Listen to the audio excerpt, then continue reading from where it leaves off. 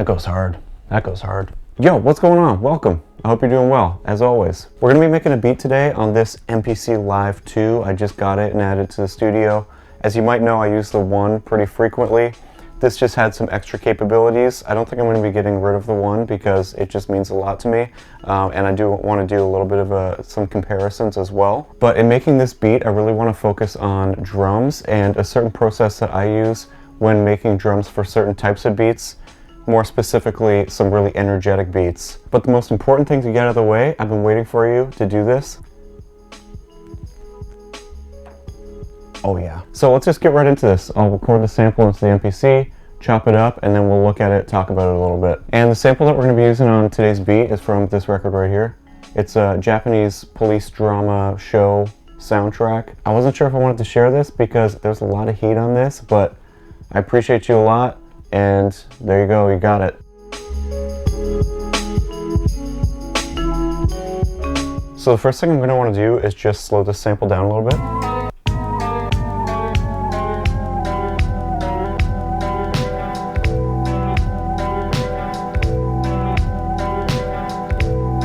Yeah, but there's something to pay attention to in how I chopped up this beat because it's going to influence how we end up chopping it in the sequence and how the drums are going to be influenced by that. So for the most part, as you can hear just from this second line of pads, this is mostly just a quarter note chop, really standard.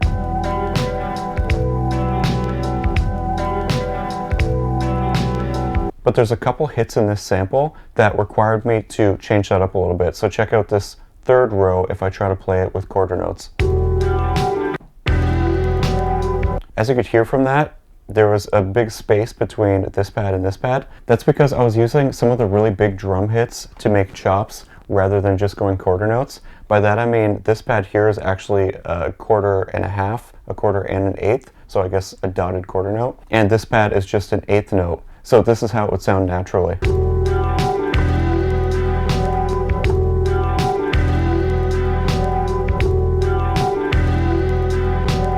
This dotted quarter note sample chop happens in two places, right here on this pad. As you can hear, they're just slightly longer than the others. So I'm just going to start off by recording the sample chop, and you'll notice something a little bit different that I'm doing here that we can go over after. I'm doing 4 bars and BPM of 80. All right, let's record the chop.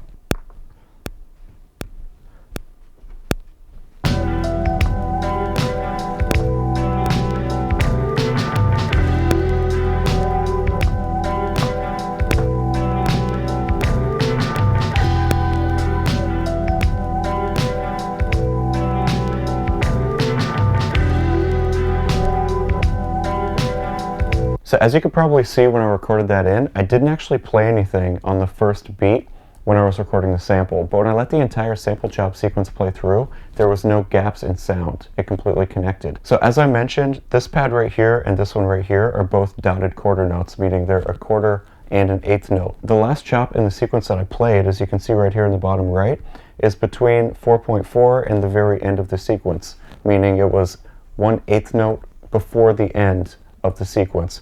Because the pad is an eighth plus a quarter, which means it's completely filling in the space from this last chop here that I played at the end until this first chop that I didn't play until the second quarter note in the first bar. The only reason I'm explaining this at all is because I find that these sort of dotted quarter note patterns can often lead to some really energetic beats, and it gives you this little bit of off time feeling and some really good points of almost tension and relief when we hit that second note. So now let's start laying down some drums on this. And as I mentioned, we want this to be a really high energy beat. One of the things that I make sure to include in all the beats that I want to have a lot of energy to them is cymbals. For me, it's an absolute must, and I hope that this beat can show why. And when I'm trying to build drums on a beat like this, I always do it as building blocks. I'm not playing it in as a finger drummer. I'm sure a lot of you can do that really effectively, but for me, I really like to try to think of it one step at a time. So the first thing I record, because I think it's so important to high energy beats, is the cymbals. What I try to do is emphasize the really big hits that we have in the sample. So I'm going to play the sample chop, and let's see if we can find some spots that would work really well for that. We'll definitely want to do it here. Right?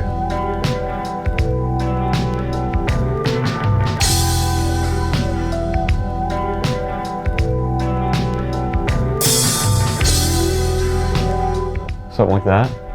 Can I even add one more in?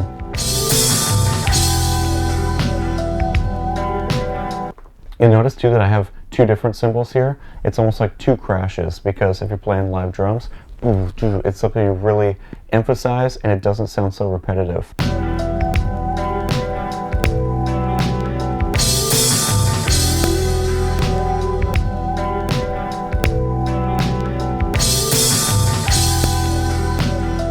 So the next thing I'm going to add into this to keep that cymbal trend going is a ride cymbal. With a higher energy beat, I more often than not will use a ride rather than a hi-hat. So on all those quarter notes that I don't have those crash cymbals, I'm going to put in those rides, and it will just give us a really smooth, open feeling, and our kick and snare in that time will really be able to live and breathe and stand out. So let's record the ride on top of that.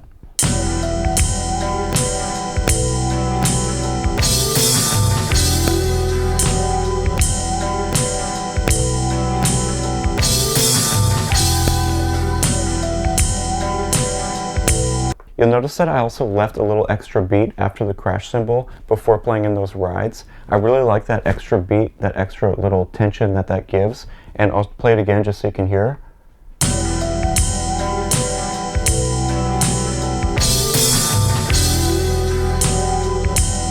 It just really gives that space to shine. Now, next building block I'm going to start incorporating here is the kick and snare. One rule of thumb that you'll almost always want to follow is you never want the crash cymbal to live on its own. If the crash cymbal is going, you'll either want the kick or snare on top of that. The reason for that is it just gives such a big, powerful hit to it. If we have the kick and crash going at the same time, it just sounds huge. If it's just the crash, it sounds a little bit tinny, a little bit empty. So where we have those crash cymbals, let's go ahead and record a kick or snare sound, and then we'll incorporate the rest of the kicks and snares throughout the pattern. But we'll start off just where we have all those big crash hits.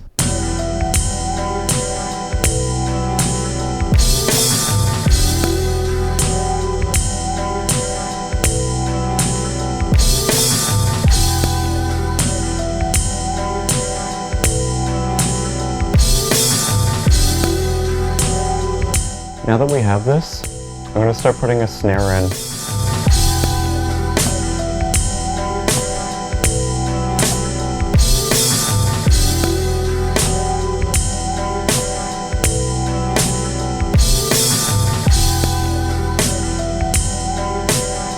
I think this is a really great starting point for a drum pattern, and I hope this is already showing how you can really infuse a ton of energy by using this method. So now we have a lot of these building blocks laid, and I think we can really start to hear where this is going. So I'm just going to come up with a kick pattern. It'll probably be a lot of space because I want to make sure in the non-energetic moments we have a lot of space to breathe. So I'll do a simple kick pattern to add on to this, and then we'll keep this moving.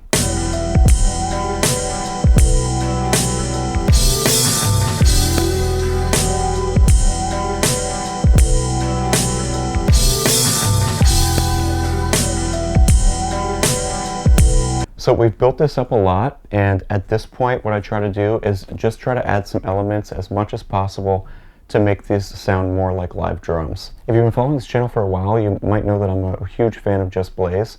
He's the reason I started making beats like this, and he often uses studio bands to record drums in. If you think of a track like Show Me What You Got, live drummer, crazy fills, a lot of live elements there. So for sort of the last step of this, what I try to do is get it to sound as live as possible. So that means tom fills, it means shakers, snare rolls, anything like that. I'm going to try to see if I can do a tom fill on this, because I feel like especially with the fourth bar, it really asks for it. So I'm going to see if I can come up with something, then we'll record it in, add it into this beat. I think this is sounding pretty fresh.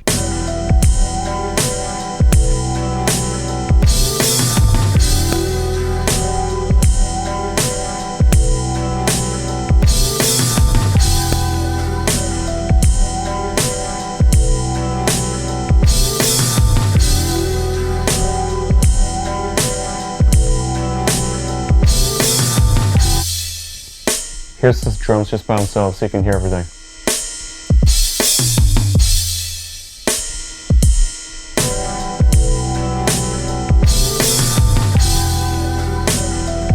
Another thing I just want to make a quick note of, I've mentioned this in a video previously, but I think it's important. when you're trying to come up with live sounding drums. You want to make sure that your drum pattern is actually possible to play. I'll go onto my grid view here. You see where I did that tom fill? You'll notice that there's no cymbals and there's no snares. You can play a kick and a tom at the same time. You can play a cymbal and a snare at the same time. You just want to make sure you're not doing something that would require you to have 3 hands, 4 hands, etc. So last thing I want to add to this to give it even a little bit more of a live feel is I'm going to add a shaker to this.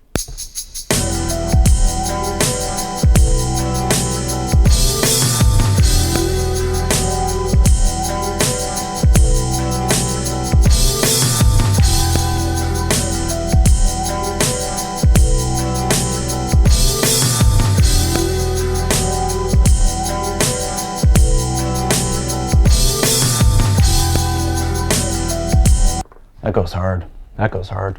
I don't think I need to take these drums any further. I'm really liking where it's at. That being said though, let's copy these drums over, see if we can come up with another chop.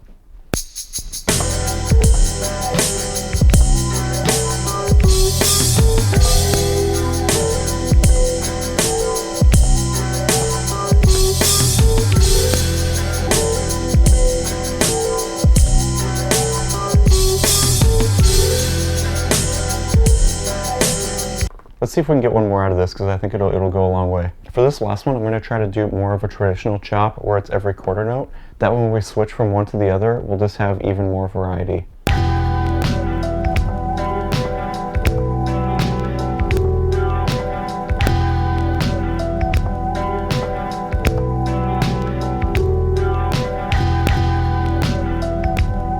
You'll notice when I did that last chop, I broke away from the quarter notes playing, and in the last bit, I went like this. The reason I did that is because when we switch between one sequence and another, we want to make sure that there's still no gap, still no blank space. So we have to make sure that we finish off playing the dotted quarter note on the last 8th note of the bar. Because if not, the sequence is going to start like this, because we left that blank space at the beginning of the pattern. So because I did that double, it's going to mitigate that. I'll play it through quick just so you know what I mean.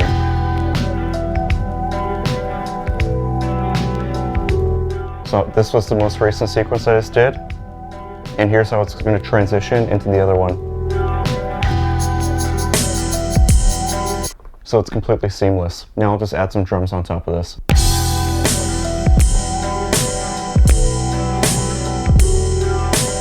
Alright, that's almost it for this beat. I think we just lay down some bass to give it even a little bit more beefiness, and then this is going to be ready to go. By the way, the bass sounds I always use in my videos when I'm just quickly laying down a bass line is from my free sample pack. You can download it right here if you like how it sounds. Check it out if you like.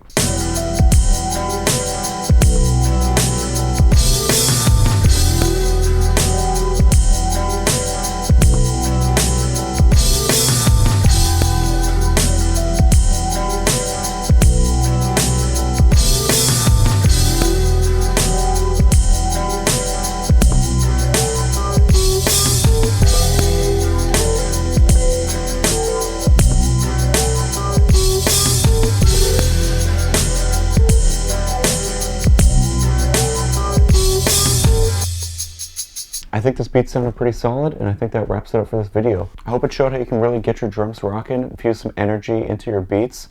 If you liked the video, make sure you give it a thumbs up, and subscribe if you want to see more videos like this one. Appreciate you for hanging out with me, as always. Thank you for stopping by the studio, and look forward to seeing you again soon. Peace!